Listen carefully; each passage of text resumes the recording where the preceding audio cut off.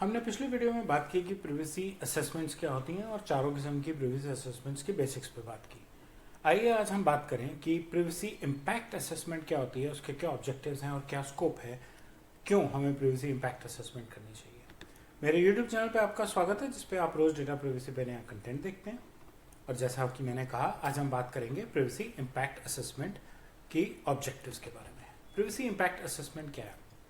एक ऐसा प्रोसेस है जिसमें आप एनालाइज कर रहे हैं कि आप किसी का डेटा कैसे प्रोसेस कर रहे हैं। इंडियन डीपीडीपी एक्ट, अगर आप किसी से उसका डेटा ले रहे हैं, अपने पास स्टोर कर रहे हैं, थर्ड पार्टी से शेयर कर रहे हैं, डिलीट कर रहे हैं या प्रोसेस कर रहे हैं, तो आपको एक्ट से कंप्लाइंट होना चाहिए, इंडिया के प्रिवेसी के रूल्स को फॉलो करना चाहिए। और हम असेसमेंट करके, प्रिवेसी इम्पैक्ट असेसमेंट करके अपने इन पांचों प्रोसेसेस को एनालाइज कर रहे हैं कि हम कैसे करते हैं, क्या उनमें कोई गैप्स हैं, क्या कोई रिस्क है जो हमें दिख रहा है और हमें उसको मिटिगेट करना है, क्या रेमेडियल स्टेप लेने चाहिए उसको ठीक करने के लिए। मुझे टेक्नोलॉजी अपग्रेड करनी है, मुझे प्रोसेस ठीक करना है, प्रिवेसी के बहुत सारे प्रिंसिपल हैं, मिनिमाइजेशन, पर्पस लिमिटेशन, कहीं मैं फालतू डेटा तो नहीं ले रहा, कहीं मैं पर्पस के बियॉन्ड तो नहीं यूज़ कर रहा, क्या मिटिगेशन स्टेप्स हैं जिससे कि मैं ब्रीच के रिस्क को मिनिमाइज कर सकूं और भगवान अगर ये ब्रीच हो जाए तो उसके इम्पैक्ट को मिनिमाइज कर सकूं। मुझे पता तो हो रिस्क क्या एसोसिएटेड है, अगर रिस्क लेना भी पड़ता है तो पता तो हो कि क्या क्या कर सकते हैं बाद में उसको संभालने के लिए। और जो मेरे प्रोसेसेस हैं वो उस रिस्पेक्टिव ज्योग्राफी के, हिंदुस्तान में हो तो हिंदुस्तान के, यूरोप में हो तो यूरोप के कंप्लायंस के लॉज और रेगुलेशंस के साथ मैच कर रहे हैं कि नहीं कर रहे हैं। प्रिवेसी इम्पैक्ट असेसमेंट की मदद लेके मैं अपने प्रोसेसेस को भी ठीक कर सकता हूँ और इंटरनेशनल स्टैंडर्ड्स को, रिस्पेक्टिव ज्योग्राफीज के मैंडेटेड स्टैंडर्ड्स को अडॉप्ट कर सकता हूँ। अपने प्रोसेसेस को इम्प्रूव करते हुए हो सकता है कोई ऐसी चीज़ें हों जो जीडीपीआर में मैंडेटेड हों, डीपीडीपी एक्ट में ना मैंडेटेड हों, लेकिन अगर उससे मेरा प्रोसेस बेटर होता है और मेरा रिस्क मिनिमाइज होता है तो मैं अडॉप्ट कर लेता हूँ ना। एनालाइज तो कर लें, ये पर्पस है एनालाइज करने का। आप अपने प्रोसेसेस में रिस्क आइडेंटिफाई करेंगे, आप देखेंगे कि हम उन्हें कैसे ठीक कर सकते हैं। आपके स्टेक होल्डर्स आपकी कंपनी के मालिक हो सकते हैं, सीनियर मैनेजमेंट हो सकती है, आपके सारे डेटा प्रिंसिपल स्टेक होल्डर्स हैं। भाई, आप डेटा तो उनका प्रोसेस कर रहे हैं, अगर आप ऐड भी उनको भेज रहे हैं, सिर्फ एक मार्केटिंग कंपनी है और ईमेल मार्केटिंग भी उनको कर रही है, तो स्टेक होल्डर तो वो हैं, डेटा तो उनका है ना। प्रिवेसी अवेयरनेस कंपनी के अंदर फैलाने का तरीका, असेसमेंट करना एक तरीका है।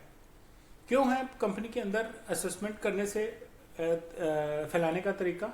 आप जब असेसमेंट कर रहे होंगे, आप लोगों को सवाल पूछेंगे और उनको समझ आएगा कि वो शायद क्या गलती कर रहे हैं, जिसको सुधारने से उनका आगे का प्रिवेसी का समान हिसाब किताब ठीक रहे, डिसीजन मेकिंग बेटर हो सके। कौन कर सकता है privacy assessment? Privacy impact assessment के लिए कोई मैंडेट नहीं है। बिजनेस हेड भी कर सकता है, ऑडिटर भी कर सकता है, जो भी करे उसको प्रिवेसी की समझ हो, प्रिवेसी के बेसिक नॉर्म्स और बेसिक प्रिंसिपल्स की समझ हो, उसको ये बात समझ आती हो कि प्रिवेसी की इंपॉर्टेंस क्या है। डेटा प्रोटेक्शन ऑफिसर से करा सकते हैं आप चाहें तो बिजनेस फंक्शंस या एक्सटर्नल ऑडिटर अपॉइंट करके उनसे भी करा सकते हैं, लेकिन कोई रूल नहीं है कि आपको एक्सटर्नल ऑडिटर चाहिए, इंटरनल चाहिए। जैसे डीपीआई में डीपीओ एक्सपेक्टेड है, मैंडेटेड है। सिग्निफिकेंट फिड्यूशियरीज के डीपीआई में डीपीओ इंटरनल होना चाहिए। ये इंडियन डीपीडीपी एक्ट की बात कर रहा हूँ। डीपीआई पे मेरी प्लेलिस्ट है, आप वहाँ पे डिटेल देख सकते हैं। कैसे करें? एम्प्लॉयज का इंटरव्यू लें, आईटी सिस्टम्स के लॉग्स अंडरस्टैंड करें, कौन इंटरव्यूट कर रहा है, कौन डेटा एक्सेस कर रहा है, कौन किस टाइप का डेटा एक्सेस कर रहा है, उनकी रिपोर्ट्स में से तो पता लगेगा, और प्रोसेसेस को समझें। ठीक, आप ये तीनों चीज़ें करें। उदाहरण के तौर पे आपके यहाँ से सैलरी कैसे ट्रांसफ़र होती है? ऑनलाइन होगी, चेक तो मिलेगा नहीं। जो ऑनलाइन सैलरी ट्रांसफ़र होती है, क्या एक चिट्ठी बना के बैंक में हैंड बाय हैंड दी जाती है? क्या एक एक्सेल शीट बैंक में मेल की जाती है? या कोई आदमी बैठ के सारी इन्फॉर्मेशन डालता है? ये इन्फॉर्मेशन स्टोर कहाँ और कैसे है, और इस एक्सेल फाइल पे किस किस का एक्सेस है, जिसमें सारे स्टाफ के आईएफएससी कोड और अकाउंट नंबर दिए हैं, वो तो उसकी क्रिटिकल इन्फॉर्मेशन है। सैलरी जहाँ लिखी हुई है, उसकी डिडक्शंस जहाँ लिखी हुई हैं, अभी किसी ने कंपनी से लोन लिया और उसके पैसे काटते हैं, पेरोल वाले ने किसी को बता तो नहीं दिया, पेरोल वाला उसे कैसे स्टोर कर रहा है, पता होना जरूरी है। तो एचआर का फंक्शन भी कवर होता है, और इन सारी चीज़ों के कवर होने से कवर होता है कि प्रिवेसी ठीक से हैंडल की जा रही है या नहीं की जा रही। प्रिवेसी इम्पैक्ट असेसमेंट में और क्या कवर होना चाहिए? उसकी टेक्निकल भाषा में डेटा की मैपिंग, जो हमने अभी उस उदाहरण में की। कहाँ पड़ा है आईएफएससी कोड, अकाउंट नंबर और सैलरी का डेटा, किस किस के एक्सेस में है, कैसे प्रोटेक्टेड है, जिस पे पड़ा है क्या उस पर रेड है, क्या उसका बैकअप होता है, CIA trial, confidentiality, integrity, availability. जो पेपर बन के अगर बैंक में जाता है तो क्या वो आदमी विश्वास लायक है जो वहां देख के आता है, कहीं वो बीच में से आईएफएससी कोड, अकाउंट नंबर ले तो नहीं लेगा। जो आदमी एक्सेल शीट अगर मेल करता है तो पक्का ठीक ईमेल आईडी पे करता है, गलती से अगर किसी दिन गलत ईमेल आईडी पे कर देगा तो मैं क्या एक्शंस लूंगा, रेडी है। आप करते हैं ऑडिट्स जिसमें आप डिसाइड करते हैं कि मेरे सिस्टम में खराब हो गया तो मैं ये एक्शन लूंगा।